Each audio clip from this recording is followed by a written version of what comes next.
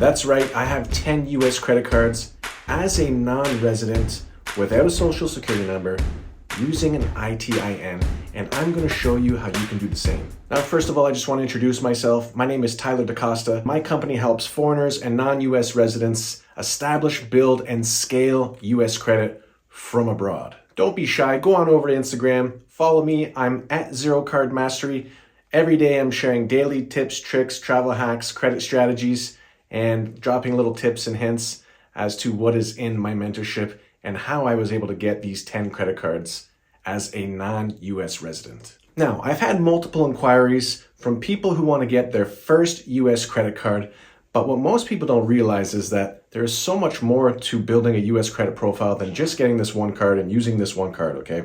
If you want to go and you want to get yourself business credit down the road, or you want to get the premium travel rewards credit cards, you first need to build your personal credit profile, okay? If you're going for business credit, the banks are going to check your personal credit profile. So we have to build this up strategically, okay? To get those premium credit cards, you need a fantastic credit score. You need to have what is called comparable credit if you want to get high limits.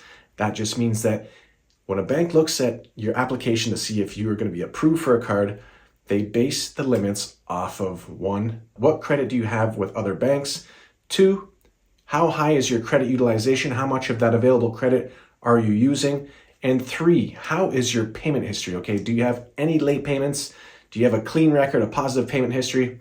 That is the 3 main important things they look at, okay? Now, for the purpose of this video, I am showing you how to get your first US credit card in order for you to get into the US travel rewards game. If you're watching this video, you probably are aware that the travel rewards system in the US is second to none, okay? The credit cards have bigger sign-up bonuses. The rewards are more vast, okay? You have more options to use your points and to transfer them around to different airlines and hotels to exponentially increase the value. Okay, I'm going to give you a little example here. I just got back from a trip.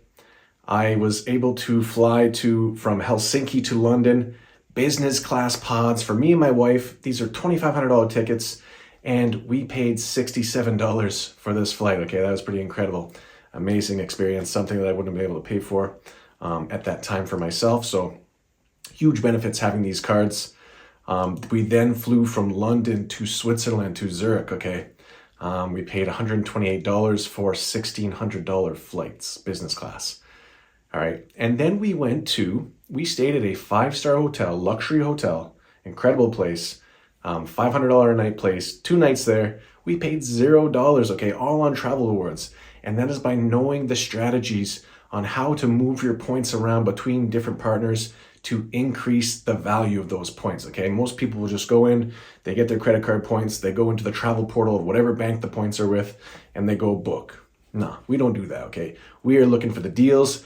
We are looking for those transfer sweet spots so that we can get a hell of a lot more value out of these points than what we see on our portals. All right, let's get right to it. I'm not gonna bore you with a long video here. I wanna give you the exact value, the exact steps that I took to begin my credit journey in the US as a non-resident. There are a couple things that you're gonna need in order to get started or to be eligible to start the process of getting US credit, okay? Number 1 is you absolutely, non-negotiably need a US address, okay? This does not have to be your address, okay? You don't need to have a home in the US. You can use a friend or family's address. So as long as you have permission from this friend or family member, you can sign a sublease agreement with them to make it legal, to say that you stay there, you pass by, you're living there part-time, whatever it is, 20 bucks a month, it doesn't really matter. As long as you have that sublease agreement, that legal document, you are good to go. Number 2, you need a way to verify this address. Most cases when you're gonna go apply for a credit card or you're gonna open a bank account somewhere, they're gonna wanna, especially for the first time, they're gonna wanna see some documentation to verify that you live at this address, okay?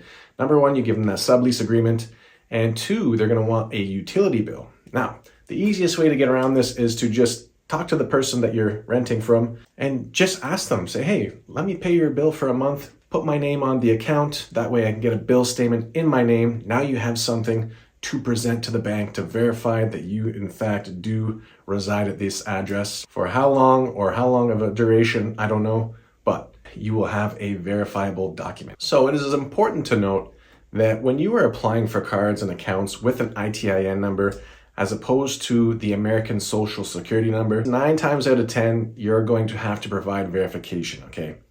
Anytime I've applied for any sort of credit product, it's very rare that I get approved right on the spot. It usually requires me to phone in, call the number on the email, and on the email that they sent you, and just submit some documents, okay? Usually they want to see a copy of my home country's passport and a copy of my ITIN. But don't be alarmed, this is just a formality. Once you submit those documents, the application can be resumed, and it is quite simple from there. And number 3, this should have been the first one on the list, but you are going to need an ITIN number. This is a tax identification number that is issued to you by the IRS and just basically gives you the ability to pay taxes in the US if you need to, if you're doing business, to do business in the US, and to build credit, okay? You will use this in place of the American Social Security number to build a positive credit profile, okay? You're gonna use this to apply for your credit cards, bank accounts you go to open, they're gonna ask for your ITIN number. So if you have all these 3 things in order and you're interested in building US credit, contact my team. We can set you up with a call and we'll talk about how we can proceed going forward and help you build some US credit.